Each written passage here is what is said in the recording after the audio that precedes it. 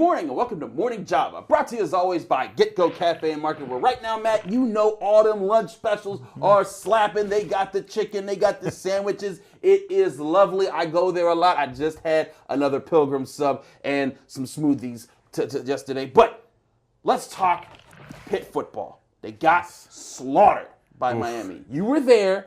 Give me your reaction.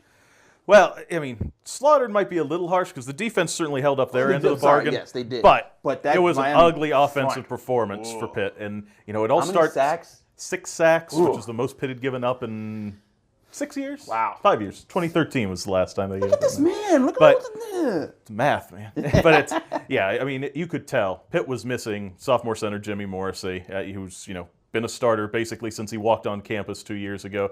Line had to adjust. Karan Dentino moving from guard to center. Bryce Hargrove coming off the bench. And I asked Pat Narduzzi afterward, it took a while this season for the offensive line to really gel and hit their stride that they did in October. I said, with the changes, is it going to take time? And, he said, it's like, I hope it doesn't take weeks because we've got 1 week left. And there's going to have to be some major improvement because an athletic Miami front, which, hey, guess who they play this week that also has an athletic front? Clemson just took advantage of Pitt. And, they were running stunts up front where, miscommunications, That's where they put ends cutting in hard, linebacker going outside, and tackle and guard, they're looking at each other. They missed both of them. Yeah, but a couple of those sacks. They're tough. Watch out for Clemson. I mean, you can't pick up one guy, let alone both coming. It's going to be a long day for Kenny Pickett.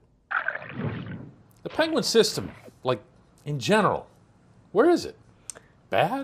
The worst? Yeah, their prospects. I mean, their prospect pool has to be one of the worst in the league. It just has to if be. not the worst. And that's the price you pay when you win 2 cups. You have to sell some of the future. They've also had some, I guess, bad luck with injuries. Like Connor Hall was kind of a higher. He is like a mid-round, defenseman. They didn't sign him because he kept getting injured. They have Lauzon.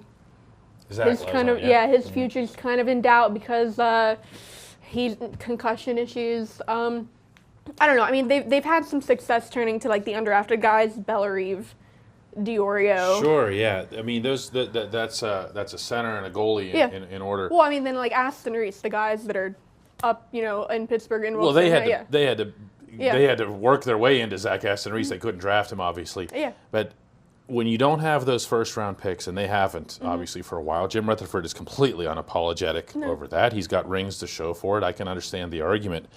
But when you watch American Hockey League games, and you do that all the time, can you see a difference? You look at other teams and you go, oh, there's a guy. Yeah. There's a guy. Yeah, I mean, there are a few teams like that have like recent first-round picks. Sure. Or guys that have played, significant time in the NHL. Maybe they're just borderline. Right. Just maybe, looking for seasoning. Yeah, like Charlotte and Providence are 2 teams that come to mind that have like a lot of like top guys, and they're doing well. Charlotte's the best team in the AHL right now. And it's a team that eliminated Wilkes-Barre Scranton. Yeah, they swept them in the first round last season, and I mean. That's what happens when the Canes have been bad for so long. But the Canes, at the same time, though, and this bolsters your argument. Yeah. Why do the Canes now start to look like a younger, faster, they've more been exciting team? Because good prospects for a while. They've been doing that for a while. Philadelphia's been doing it for a while. Everybody's been talking about what they have in Allentown. It's become. The Penguins just don't have it, though, do they? I mean, there's nobody when you watch Wilkes-Barre Scranton where you go, oh, no, there's that guy you just have to keep an eye on. Yeah, I mean, the most exciting guy I can think of right now, like, we got to watch him, is Bellerive, and he's not there yet. He hasn't. Right. He's and the most exciting guy at Wilkes-Barre Scranton isn't there yet. Yeah. So, I mean, he'll be there next year. Diorio will be there next year. They should have, like, maybe some other guys from Europe might make that jump next year. Adam Johnson, just for the speed? He is. Just for the speed. His speed, he's the guy that you watch him and he does set himself apart from the other guys on the ice. But, I mean, he has his weaknesses too. He's not, NHL ready yet. He's a little dude. Yeah. Ben Roethlisberger is 36 years old. And he's playing some of his best football right now. When we talk about his window, I mean, look, a lot of this discussion, when it does go errantly, it's because Ben says something. Right. Okay? Because he'll throw something out there on a whim on one particular morning where he'll just say, I could retire any time. You're like, whoa, what? And we all have the big As soon headlines. as the R word leaves his mouth, yeah. But When you see him performing like this, and you know how much the game has changed to favor offense, and to be perfectly honest here, to favor quarterbacks They want and the their quarterback health, sticking around, yeah. and their health, what's realistic?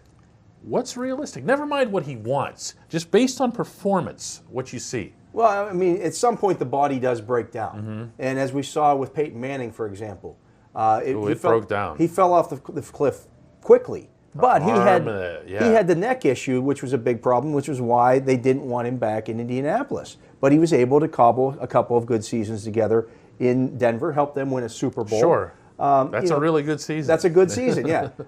He also had a 50-touchdown season in Denver. Yeah. Took them to another Super Bowl. So, when you start talking about the windows with players, especially at that position, quarterbacks, we're seeing Tom Brady playing at 41. We see Drew Brees still playing at a high level of football. Very high level. Possibly the league Brees MVP this year. Yeah, Brees might be the best in the league right now. And so, 3, 4, 5 more years, 6 more years, who knows? This is this question that the Steelers are going to have to ask themselves this offseason. Art Rooney brought it up last year, and we sat down with him at the end of the year. Yeah. He said, we've never been in this situation before where we've had to extend a quarterback at that age, or anywhere near that age. Right. Yeah. So you have to look at it. Drew Brees got a 2-year, $50 million deal in the offseason to continue playing for the New Orleans Saints. He was a free agent. Sure.